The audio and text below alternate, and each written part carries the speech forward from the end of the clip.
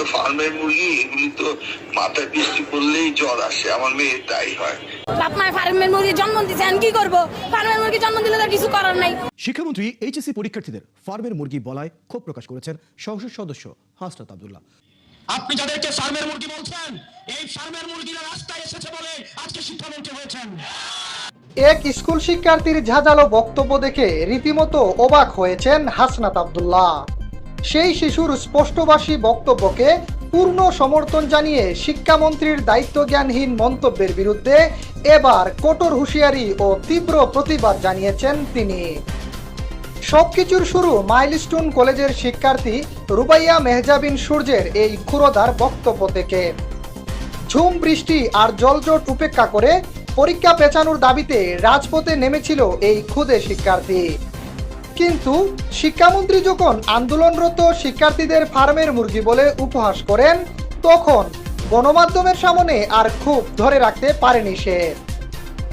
শিক্ষার্থী রুবাইয়া মেহজাবিন সূর্য বলেন, শিক্ষামন্ত্রী আমাদেরকে বলেছে আমরা নাকি ফার্মের মুরগি। আচ্ছা, আমরা ফার্মের মুরগি তো ঠিক আছে, বাবা মা আমাদের ফার্মের মুরগি হিসেবে জন্ম দিয়েছে, আমরা চাইলেই তো আর দেশি মুরগি হতে পারবো না।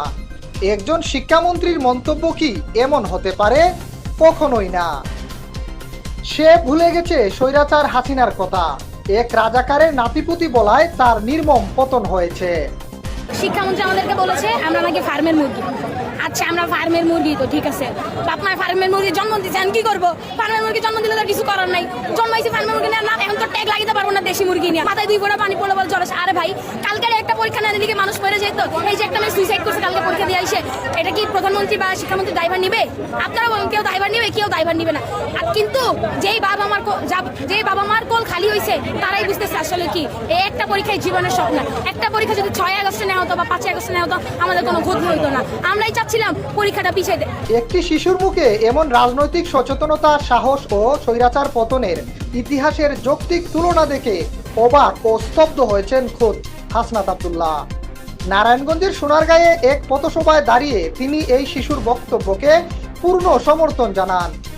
শিশুর সেই প্রতিবাদের সুর নিজের কণ্ঠে তুলে নিয়ে শিক্ষামন্ত্রীর বিরুদ্ধে এক হাত নেন এই সমন্বয়ক এবং বর্তমান তরুণ সাংসদ হাসনাত আব্দুল্লাহ।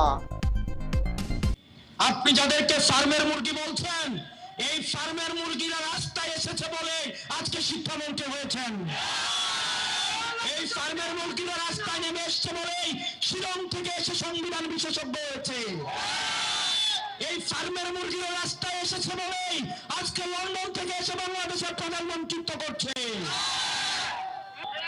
আমরা 24 পরবর্তী বাংলাদেশে এই ধরনের বাংলাদেশ আমরা চাই না। ব্যবসায়ীর হাহাকারের মধ্যে রয়েছে